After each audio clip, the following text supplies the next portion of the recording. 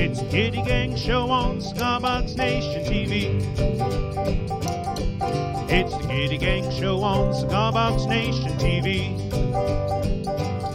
And we're coming to you live from CV Gitty.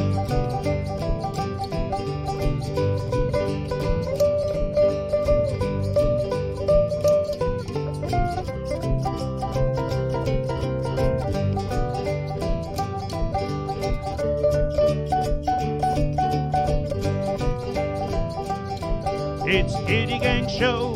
Gitty Gang Show. It's the Gitty Gang Show. Gitty Gang Show. It's the Gitty Gang Show. Gitty Gang Show. It's the Gitty Gang Show. Gitty Gang Show. It's the Gitty Gang Show on Cigar Box Nation TV.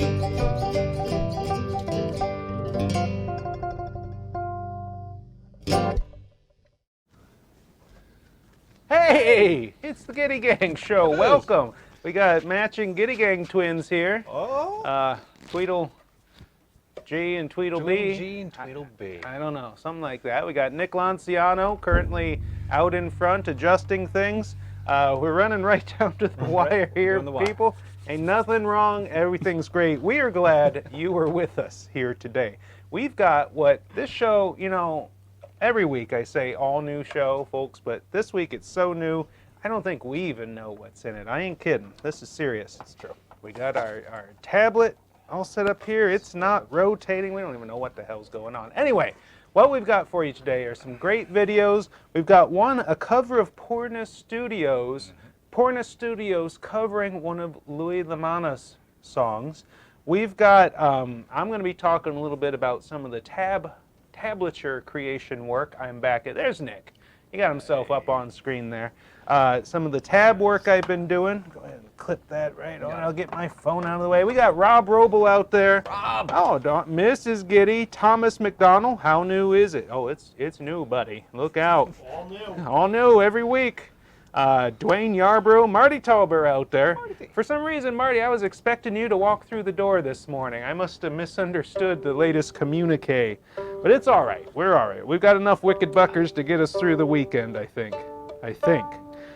Speaking of the weekend, what's going on right now? What do we have going on right now, Glenn Watt? Terrific sale. Terrific. Terrific. If you've It's only 2 syllables in terrific. Terrific.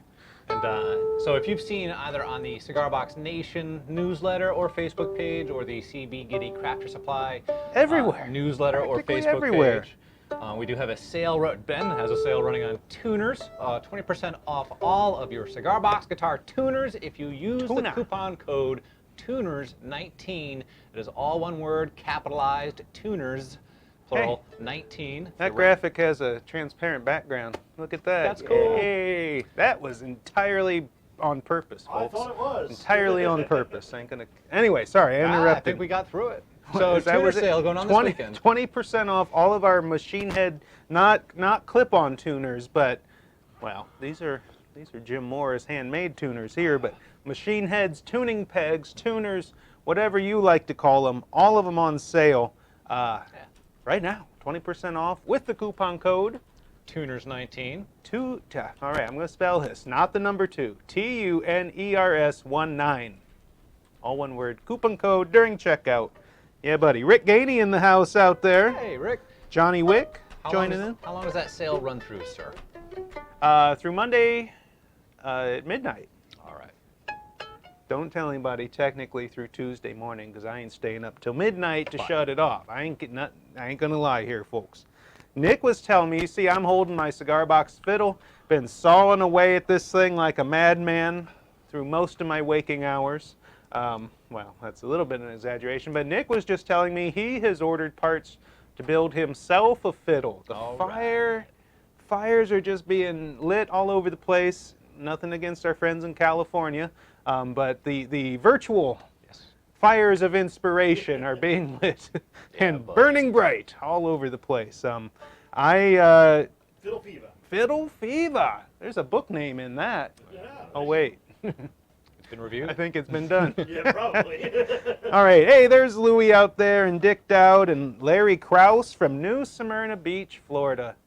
One of my favorite spots on earth. I've been to New Smyrna quite a few times, and ain't gonna lie, kind of wish I was there now.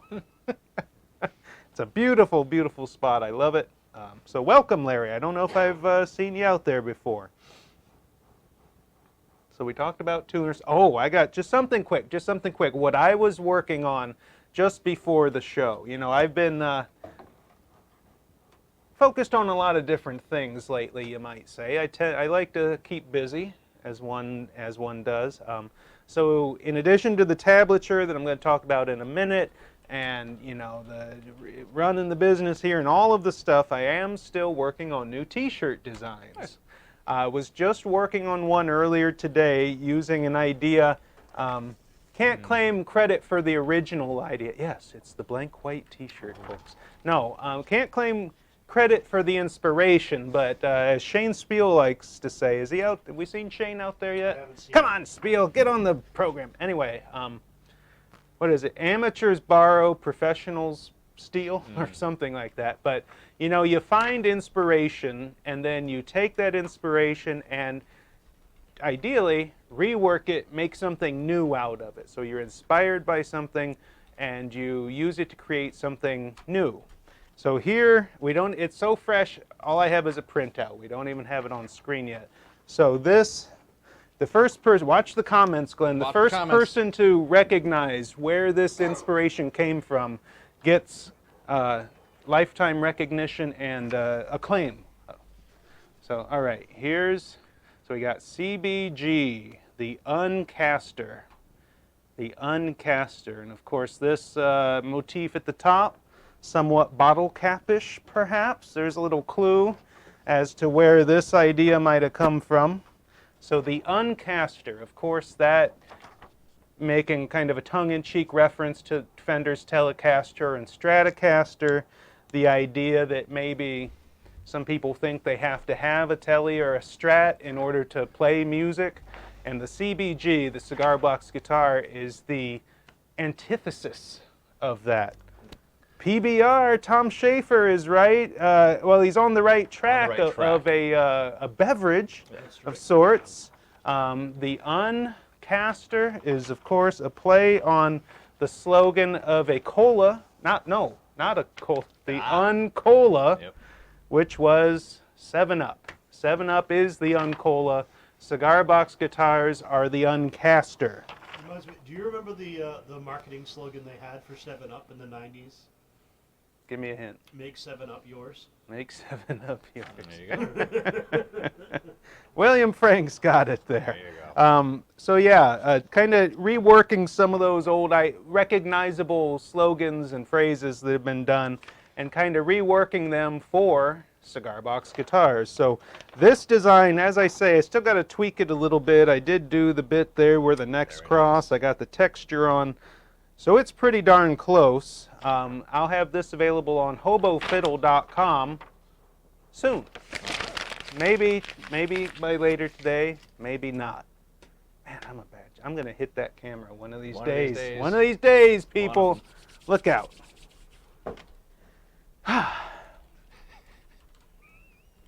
can drive a truck through the space of dead air.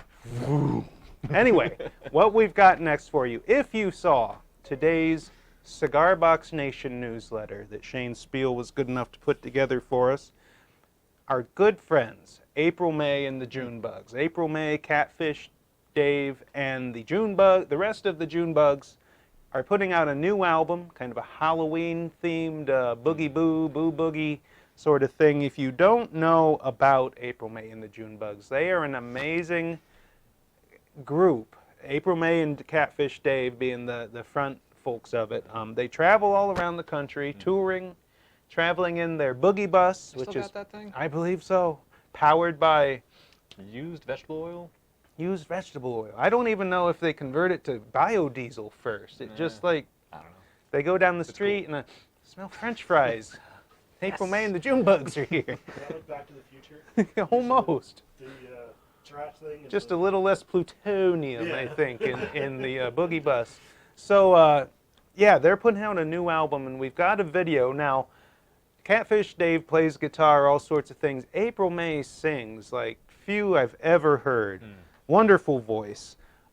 On this one, I believe Catfish Dave mostly plays cigar box instruments. I'm going by what Shane told me on that, but yeah, so we've got a video for you, recorded one of the songs, I believe, on their new album, forthcoming album, or maybe it's already out. Whew. People think I know things. I don't know. A lot of things going on. A lot going on. So anyway, here's the video of April Mae, Catfish Dave, and the rest, oh, the June Bugs.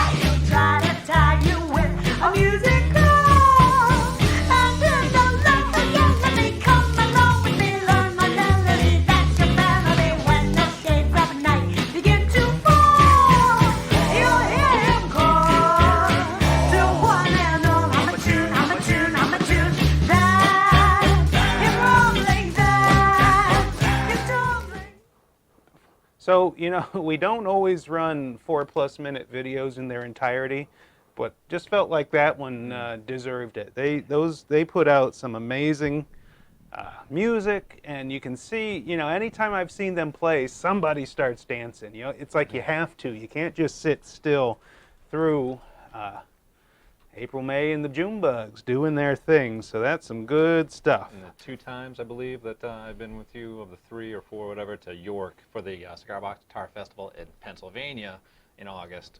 The 2 times that I've seen them play, they would have people in the crowd from a local dance school. I remember doing like what I don't remember is it the jitterbug or whatever the One style of of them dance is, but Charleston bug, yeah, so Fox cool. Charles bug jitter Yeah, thing. real fun. Not much of a dancer myself. What? I saw the floss. Oh God, yeah. Just saying. Yeah, that's what the world needs more of, folks. So yes, we're happy. We're happy to be helping them spread the news, spread the word about their new album. All sorts of good people out there. Philip Taylor, I see. Les Tingley, afraid he was tuned into the wrong show at first. Don't nobody panic. Don't be worried. It's all part of the production. I see Matthew Simpson out there, Magic Daddy, down there in the Chapel of Groove, I imagine. Anyway, I mentioned earlier tablature, specifically cigar box guitar tablature. Earlier this week, I was re-motivated, re-inspired to begin work again on my series of songbooks. I've partly been inspired by having picked up the fiddle, starting to learn to play the fiddle, rediscovering some of those good old fiddle tunes, the old-timey bluegrass, old-time music, mountain music, that sort of thing, the old fiddle tunes and songs that come out of the Appalachian mountain areas and the South and all over eastern half of the United States, and even some out into the western half in some cases. So I started putting together a list and ended up fairly quickly with over 100 songs and tunes to be tabbed out, and I launched into them, and by God, got all 103 or 4 of them done this week.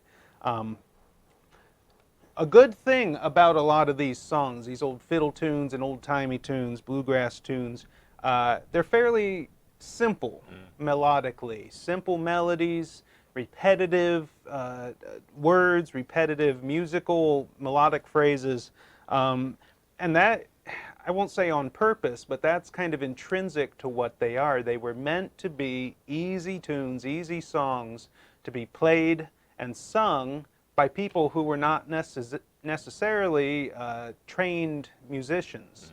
You know, self-taught people, people at camp meetings and get-togethers and barn dances and things like that. So I've been working, you know, here's an example of some of the things. Angelina Baker, all the good times are past and gone, bile them cabbage down, Brown's Ferry Blues, bury me beneath the willow, Cotton Eye Joe, don't the road look rough and rocky, Hand me down my walking cane, Jesse James, Wildwood Flower, Foggy Mountaintop. All of those songs that if you've listened to any bluegrass, you know, especially older bluegrass, you know, the masters like Ralph Stanley and Bill Monroe and people like that, Flatt and Scruggs, the Carter family, kind of pre-bluegrass, that's the kind of music that they kind of cut their teeth on and helped make famous. You know, a lot of them are gospel, spiritual type songs, a lot of them about love, some of them about murder, you know, the old murder folk ballads and such. Really, really great stuff, right down at the core, I think, of American music and folk music and old time and bluegrass, and so good stuff. Especially well suited, I'm pointing to a hobo fiddle, you know, a cigar box guitar. A lot of these songs are very well suited to a three-string cigar box guitar tuned to open G, because they are simple, easy to play songs. And of course the tablature takes all the guesswork out of it. You know, it makes it even easier for you to get going. So yesterday I started laying out what will be the next cigar box guitar songbook Got over 130 songs lined up to be in it. It's going to take me a little while to get them all laid out because, of course, creating the tablature is the easy part. The harder part is formatting all of that, finding the additional verses, putting the chords over there, finding the historical snippet, laying it all out into songbook form. If you've used one of my songbooks, you know what they look like. Well, it takes a bit of doing to get that going, it turns out. But officially underway working on that. And I know for our friends out there, people in the cigar box guitar community, a lot of people always think of blues first as the music played on cigar box guitars. But I know a lot of you like this kind of music, old-time bluegrass, you know, traditional folk type music just as much as I do. So I gotta be honest, I'm not really a blues man. I like the blues, I like listening to the blues. I can kind of play it, but it's not, I don't have that deep down in my heart and in my soul. But old-timey mountain music, that's right down in there. So I know it's going to be, I hope and believe that this will be a popular book. And I'm going to put everything I've got into making it as good and complete as it can be. So stay tuned. Jim Bird had asked if it'd be ready by the weekend. I said, you know, a lot goes into this, so maybe next weekend, Jim. That might also be a little premature. So I'm going to switch the mics over now. Shaboom and shebang. So we got the house mics on. Because just a quick little ditty on the fiddle here. One that will be in this new book. This is one of the gospel type songs. An old hymn written, I believe, back around the turn of the century, maybe the late 1800s, that maybe you've heard before. A number of bluegrass folks have had a go at this, including Bill Monroe, Ralph Stanley, and some others, and it's Somebody Touched Me While I Was Praying. I think I should have brought my tablature with me, shouldn't I?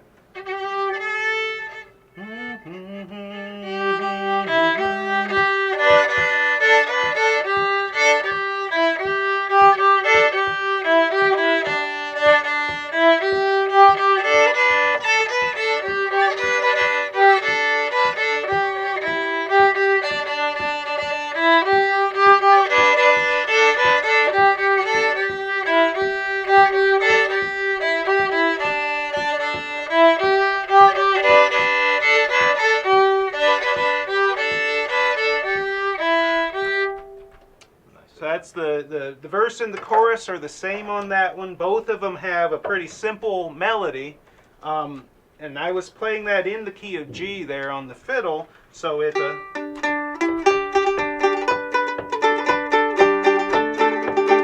no.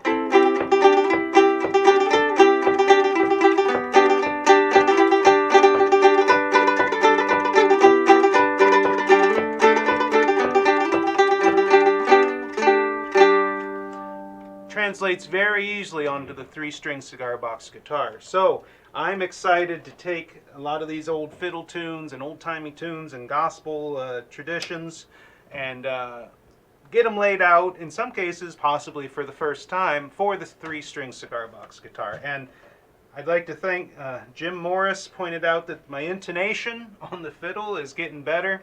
Thank you, Jim. I've been feeling, you know, listening to myself, I'm like, you know, it seems like hitting fewer sour notes, and, you know, I think I'm starting to get it. So slowly and surely, progress being made. All right, I'm going to switch these mics back over. Shazam. There we go. I'd like to take that moment to shout out some of our viewers on YouTube. Hey, YouTube. Michael Capato's out there on YouTube. MC. Hey, Greg Tiffany out there. Bruce Norton. Bruce. Greg says, your books are well done. Ah, thank you. Thank you. And Michael would like an all murder ballads tab book. Huh. You know, actually, some of, there's a lot of them out there in the folk tradition. I've actually skipped over some of the more gruesome ones. I'm still deciding, but some of them are pretty Took her down to the river, stabbed her in the heart, shoved her in, went back home. You know, like, man, that's a little dark, isn't it? But anyway, some of them in there. All right, we've got another video now. Whoa. Do you know what it is, Glenn? I don't, because I'm not looking at the script. Ah.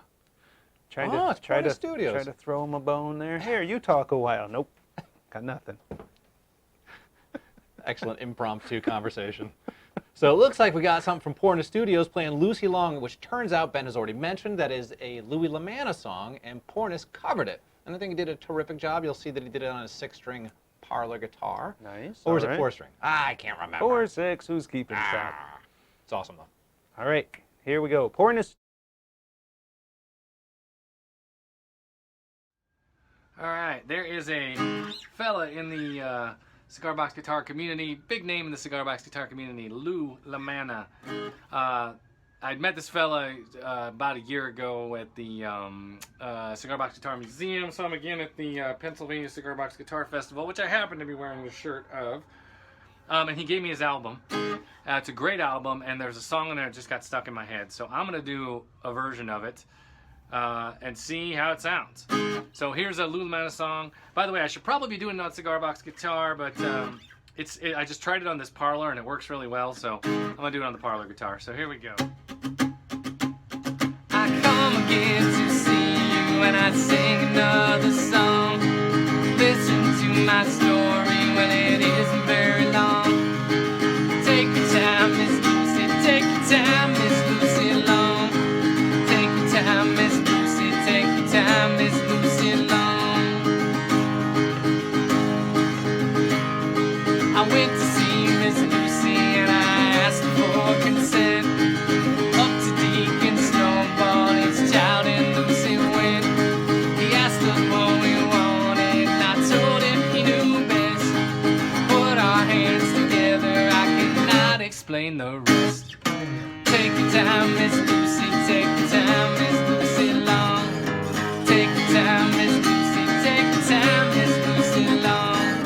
Take your time, Miss Lucy, take your time, Miss Lucy Long. Take your time, Miss Lucy, take your time, Miss Lucy Long. And now that we's got married, well, I expects to have some fun. Lucy doesn't mind me and this fella cut and run. Miss Lucy, she is handsome, her teeth is white as snow. When she rocks the cradle, I play cigar box banjo. Oh, take your time, Miss Lucy, take your time, Miss Lucy Long. Take your time, Miss Lucy, take your time, Miss Lucy Long. Take your time, Miss Lucy, take your time, Miss Lucy Long. Take your time, Miss Lucy, take your time, Miss Lucy Long. Great turkey buzzard, now lend me your wind, so I can fly over that river to see Miss Sally again. I got over that river, but Miss Sally, she was gone. If I'd have known she's gonna snub me, so I would have stopped with Lucy Long. Take your time, Miss Lucy, take your time, Miss Lucy Long. Take your time, Miss Lucy, take your time, Miss Lucy Long. Take your time, Miss Lucy, take your time, Miss Lucy Long. Take your time, Miss Lucy, take your time, Miss Lucy Long. Well, I come again to see you when I sing another song.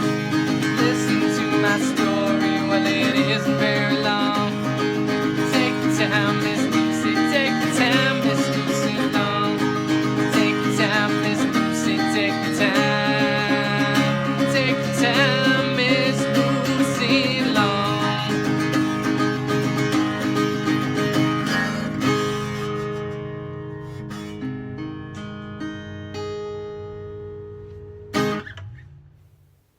Ain't that a thing? That is a thing. That's some good stuff. I right tell there. you, just Even, you know, occasionally a non-homemade instrument is all right. You know, Absolutely. when you can do that sort of thing on it.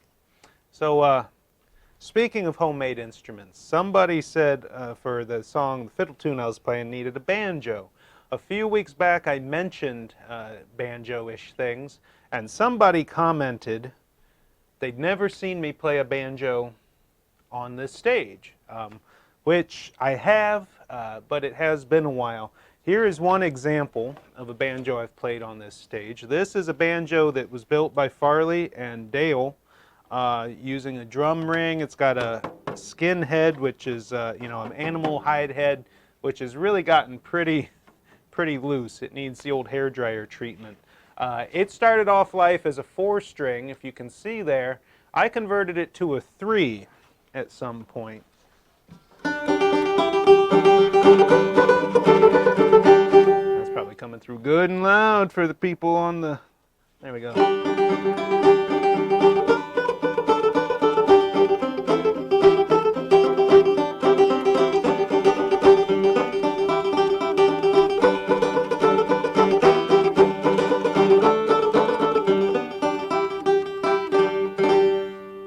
Like I say, that head, the animal hide head is very loose, so it's extra kind of plunky chunky right now. But yeah, 3-string banjo, tuned GDG, so you can do pretty much anything on it that you could do on a fretted 3-string cigar box guitar tuned to GDG. But really, the reason I wanted to talk about banjos in general involve this little thing right back here. And as you can see fairly quickly, this is not a homemade banjo. This is a Deering Good-Time 4-string tenor banjo, 19 fret. So it's not the short neck Irish tenor, which is a couple inches shorter and only has 17 frets. This is, I forget what the scale length is. It's like 22 inches and something. This is the instrument that I tune it like a mandolin, an octave lower, G, D, A, E, technically like an octave mandolin. I started playing this on stage when I was in the Irish band, when I started going to singing sessions and then joined Bradigan, the Irish band. This is what I primarily played. I'd also play the mandolin on certain songs, but I got into mostly playing the banjo, this banjo, and not just basic strumming, but I kind of developed a cross-picking style. For example, the old tune, The Lyre. Well, me rightful turra-laddie, turra-lee, there is no one who can tell a lie like me. You can search until you're tired, you can find a bigger liar. I've been lying since the dawn of history.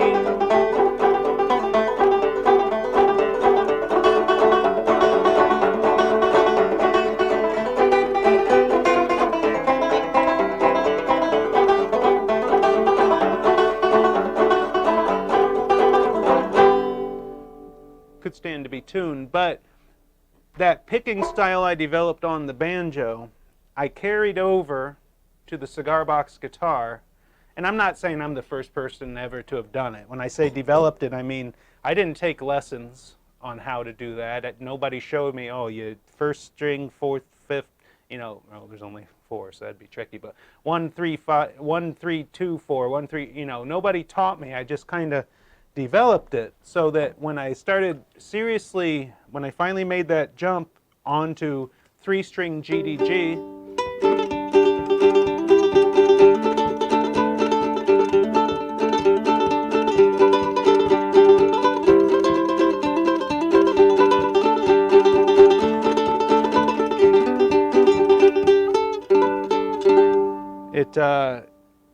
it came over. And I now use that, what do you call it, cross-picking. Really, I'm just kind of arpeggiating the chords. There's a lot of hammer-ons. Not so much pull-offs, but hammer-ons and stuff like that to try to produce a fuller sound. So the 4-string banjo to the 3-string cigar box guitar is kind of my progression. So like when I go to sessions, Irish sessions, singing sessions, this is usually what I take, is this 4-string banjo. Often at sessions there are a lot of other instruments. At some of them, like at Dante's, there can be quite a few guitars. I like the banjo because it can stand up to them, you can still hear it. Although I've been at some where I couldn't even hear my own banjo because there were like 18 guitars all playing as loud as they could. And I just kind of like step away at that point. But yeah, the banjo, I love that sound, that banjo-y sound. Somebody mentioned Earl Scruggs. Earl Scruggs, of course, developed the roll style, that finger picking style, as opposed to the claw hammer. And this is, whatever it is I'm doing, is neither of those, because I'm using a pick and I'm just kind of cross picking and arpeggiating the chords. So whatever you want to call that style, that's what I do. It's what I carried on to the cigar box guitar, and there you go. That sounds great. So now,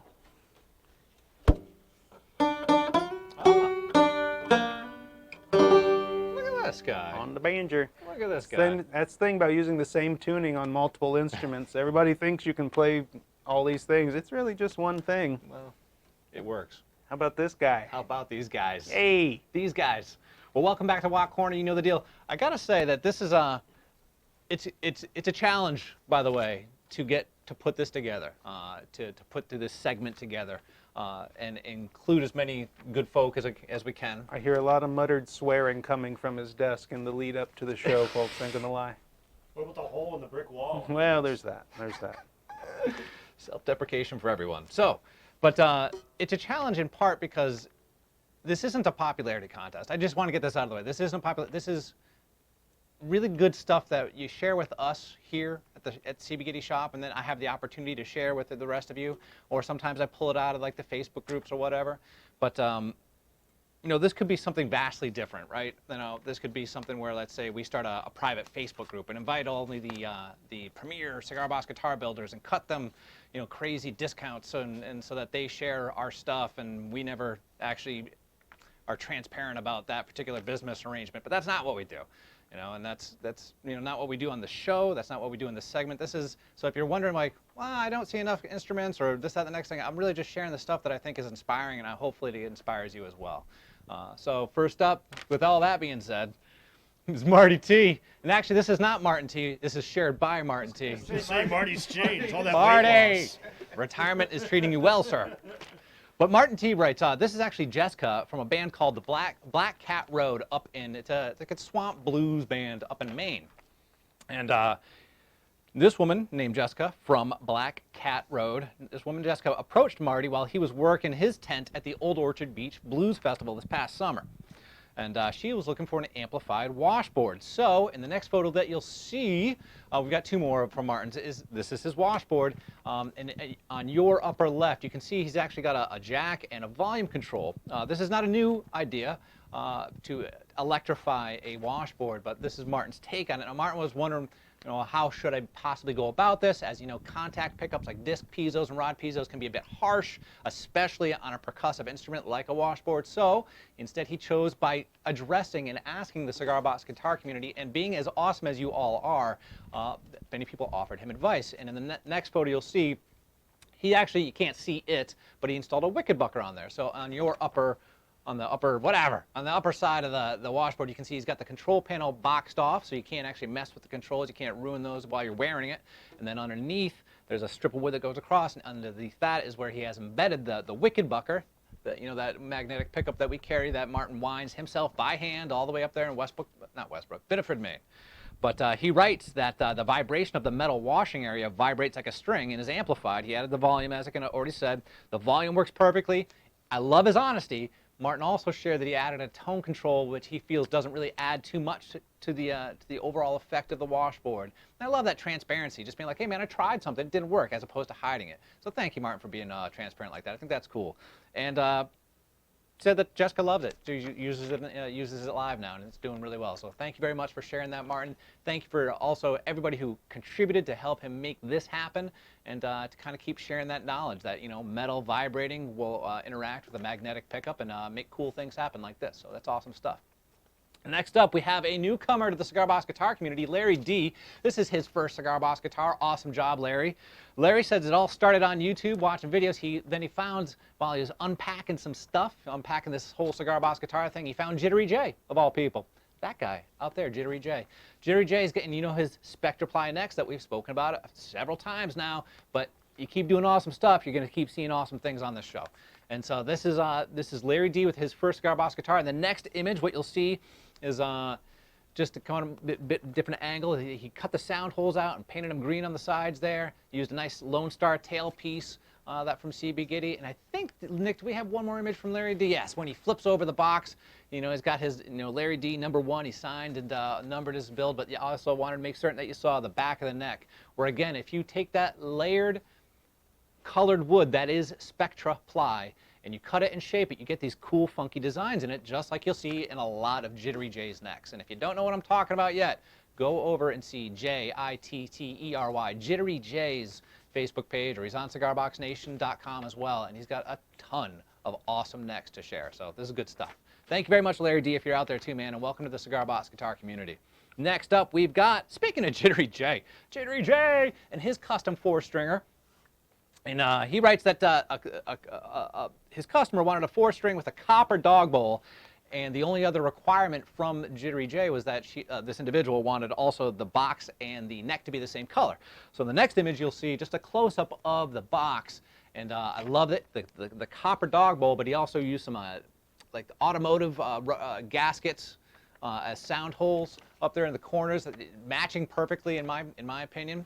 And in the next image, you'll see a solution to his problem. Now the problem was he needed that copper dog bowl. It was a 7-inch dog bowl, but it was too deep for the box that he found for this guitar.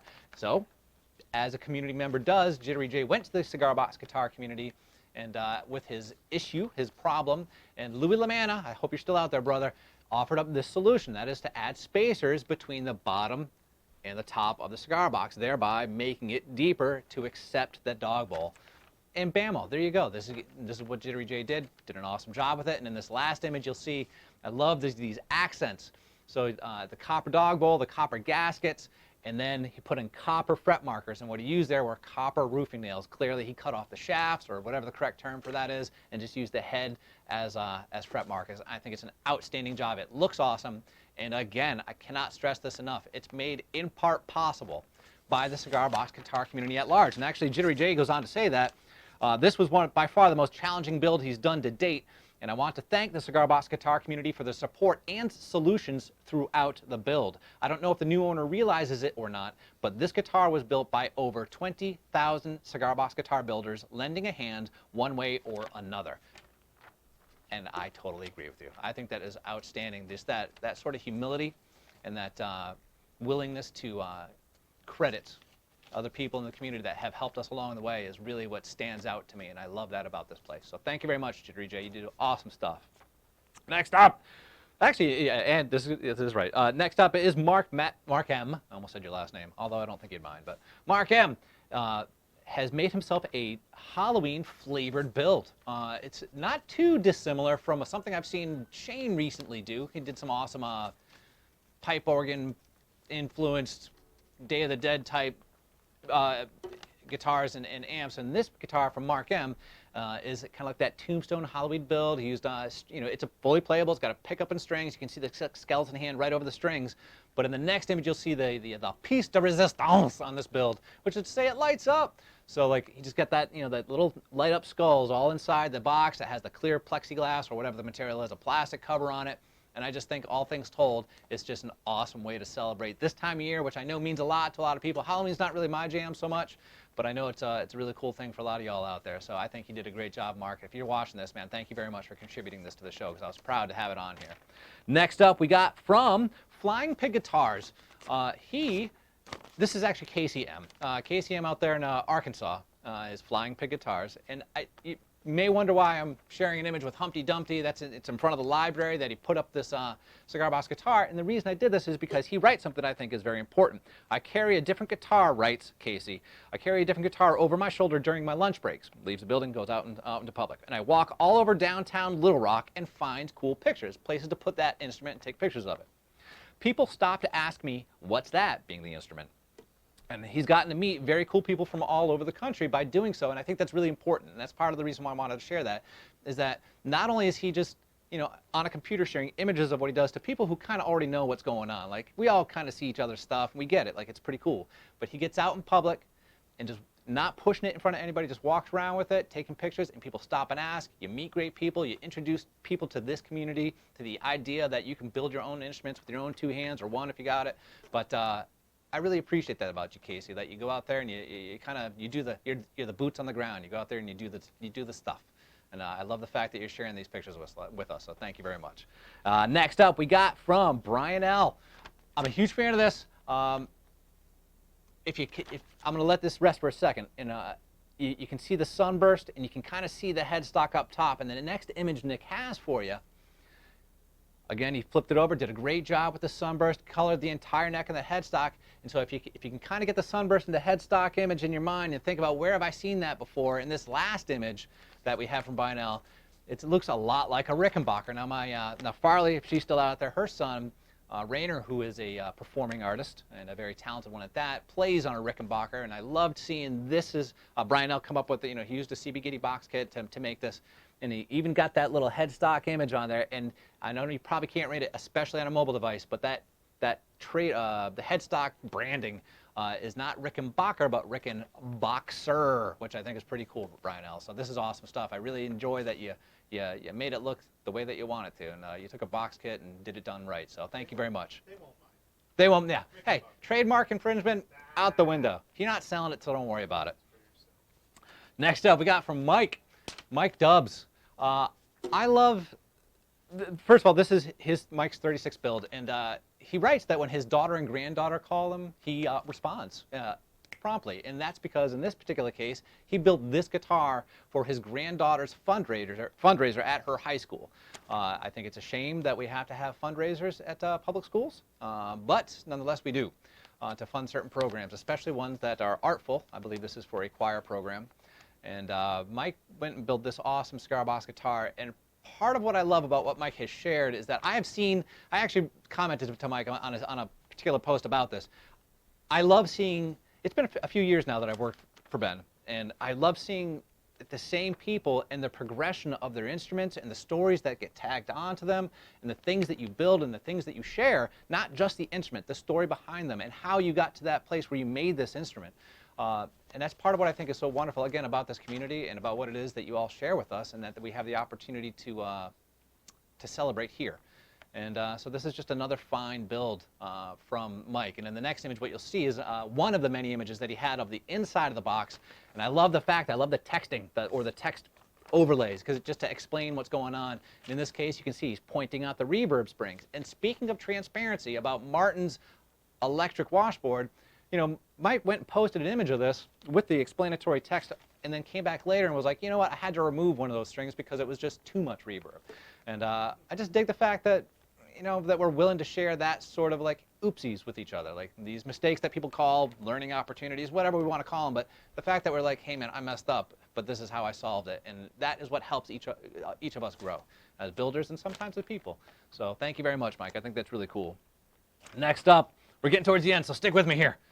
I'm trying to end big. These are a bunch of students. This is Phil K from up in Canada that shared this, and he writes, we designed 3-string banjos in our makerspace, forgive me here, in Stit'atmik territory in remote British Columbia. The reason I stumbled with the name of the territory, it's got to be an Inuit name, and I just can't read it that well. There's a lot of apostrophes and whatnot. These are grades. This is a multiple grade class, actually. 6th, 7th, and 8th and 9th graders designed, built, and painted 22 banjos in total. And used paint can lids, baling wire, going old school, using baling wire, and mostly salvaged wood. We strung them up with CB Gitty strings, thank you, Phil, and the students took them home, and they're super excited, and as you can see, they're smiling, man, like that's just good stuff. And to get back to that, you know, public education and whatnot, and just the challenges that people face in hosting programs like this is sad. And I'm happy that I work somewhere that we can offer, and we do offer, and I currently work on it just earlier this afternoon, offering discounts, a 25% discount to people and institutions and organizations that use our parts and or kits in group learning settings. so that people can experience the joy of handmade musical instruments. And so thank you very much, Phil, for sharing this with us. I think that's awesome. And then you use baling wire for frets. That's cool. Next up, we got Gina G. Speaking of people doing cool things, she writes that her Navigators, it's a troop, Navigators USA, it's another troop organization. Navigators USA Scout Troop made one-string dulcimers. The kids love the project. She also, you can see it's a very small short-scale instrument, but used a post office shipping box for the body. Love it. And the next image you can see from Mark H. He writes that we built diddly bows as part of the Maine Luthiers Showcase in Hallowell, Maine. And I got to think that the Maine Luthiers Showcase, is that not, Marty, the thing that you were part of not that long ago, just a couple weekends ago? I love seeing kids smile. I love seeing them hold the instruments that, even if they didn't build it entirely themselves, like a youngin' like this, they know the joy of having participated in such a thing. And that is, it warms my cockles, my heart at the cockle, the things, makes me feel good. So thank you. And last up, we got from Kay Bullock. This one's important to me. And I'm just going to read what he wrote. Do I not, is not in there, bud? I may not have put it in an image in there. It's okay. No, I'll just read what he wrote, man. It's a very, even if you don't see it, it's a simple image. It's just a one cigar box guitar. Don't even worry about, there it is. And Kay Bullock writes, and I quote, "The idea of a cigar box guitar came to me while undergoing treatment for my traumatic brain injury and post-deployment stress disorder at Fort Hood." So Kay Bullock writes that he was part of a special therapy program that included art and music. During art therapy, using a cigar box, I made a memory box of all my deployments. There wasn't a music therapist available at the time, so I would practice with the available instruments whenever I had free time in the program.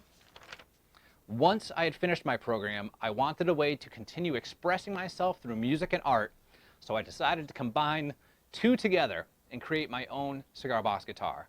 This is the first of what I can see of many I will make. And that's awesome. And that is therapy. That is good stuff. And for whatever it's worth, if you're out there, that whole education discount also applies to endeavors like this. If you're working at a VA or working for, say, guitars for vets, and you want to build instruments with them, with people who could use that sort of therapy, we would love to help you out. So thank you very much. That's been Watt Corner. Hey! Good stuff. Think quick, Watt. Hello! I ain't scared. Rest of the show now. Oh, gosh. What have I done? All right. It's got to smell something awful in there by now. Why? What's been going on in there? Put their heads on that? Well, yeah, but they're just breathing, I hope. Well, I did not think that one through, folks.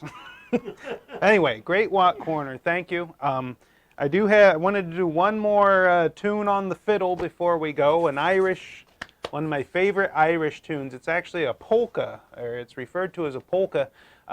Nothing to do with Poland or Eastern Europe. It's just the time signature and such. So I'm going to switch the mics back over. Shazam, shebang, weedle deedle. Do. Like that? Yeah, boy. All right. Just make sure that's off because I don't want to blast anybody. Right. So this is Sean Ryan's Polka. Now I've played it on the show before in various, looks like we're a little hot, on various instruments. If you've seen the movie The Titanic, I know it's been a while since that came out, but there's a scene in there, obviously before the boat sinks. Oops, spoiler alert.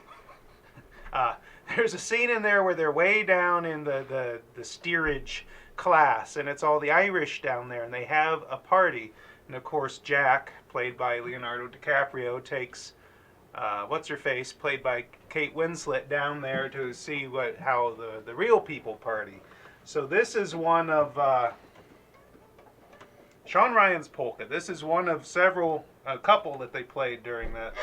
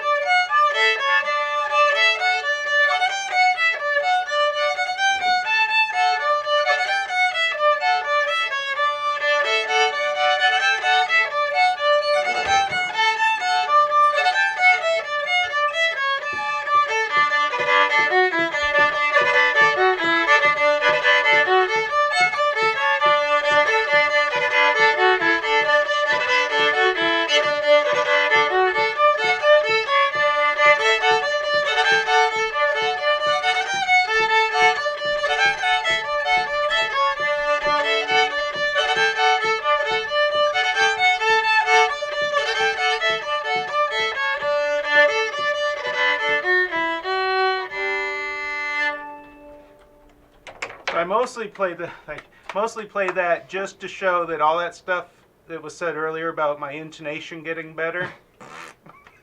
This is a hard instrument to learn. Just when you think you got it whooped, it comes back and shows you there's still ways to go. You sounded terrific. So, a couple of festivals coming up. We've been talking about both of these for a while now.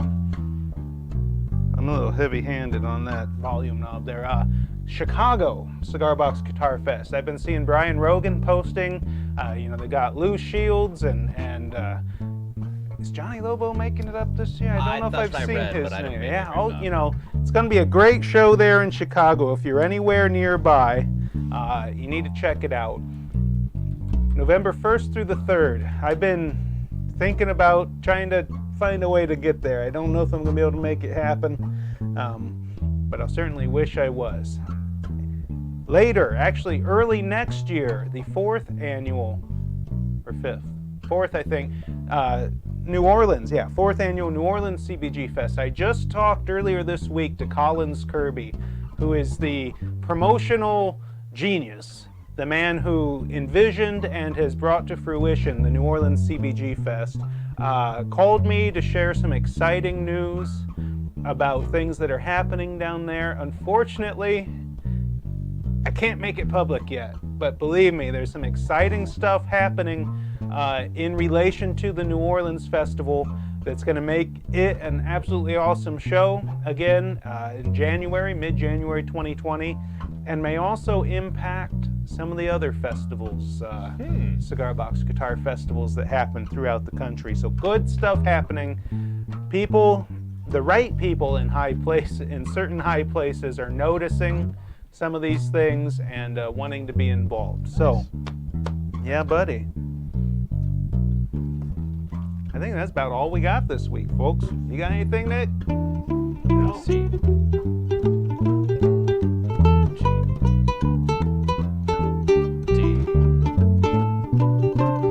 Oh, I just saw something. You keep it going, Glenn. I just want to quickly say one thing I wanted to talk about with the tablature. I printed one out here.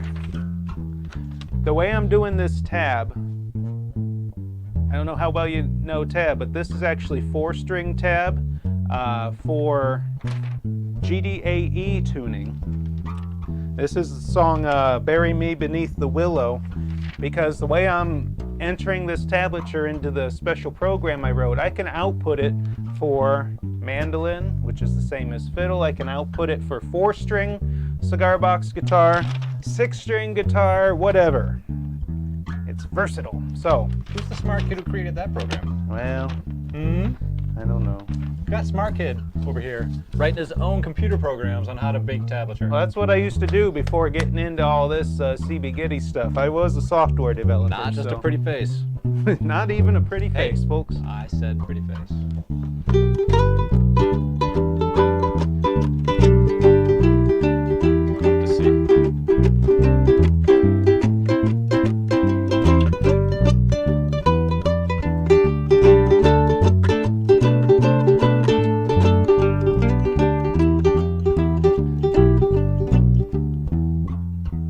Say, are they hearing the bass? I think they are.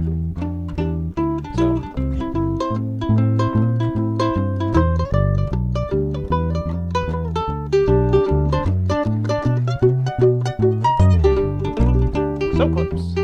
Well, it's the Gitty Gang Show on Cigar Box Station TV. Gitty Gang Show on Cigar Box Station TV. And we came to you live from CB Gitty.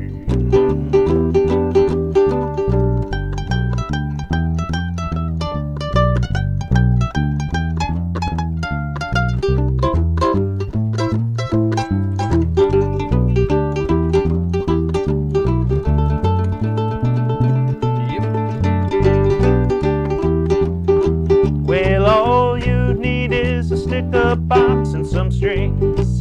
Some strings, they say, and all you need is a sticker box and some strings. Kit doesn't hurt though. Well, you put them all together, you know it's gonna ring. What did the box say to the stick? What did the box say to the stick? You complete me.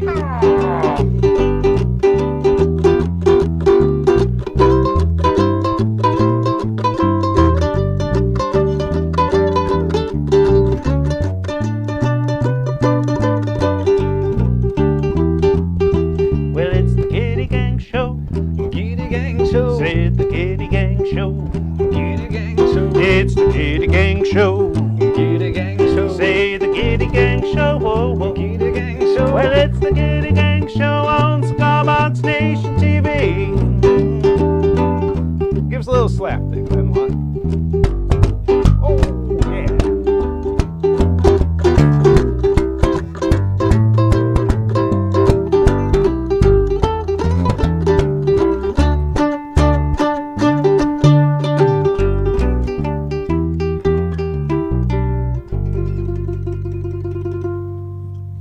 I think that's a pretty good show. What do you think?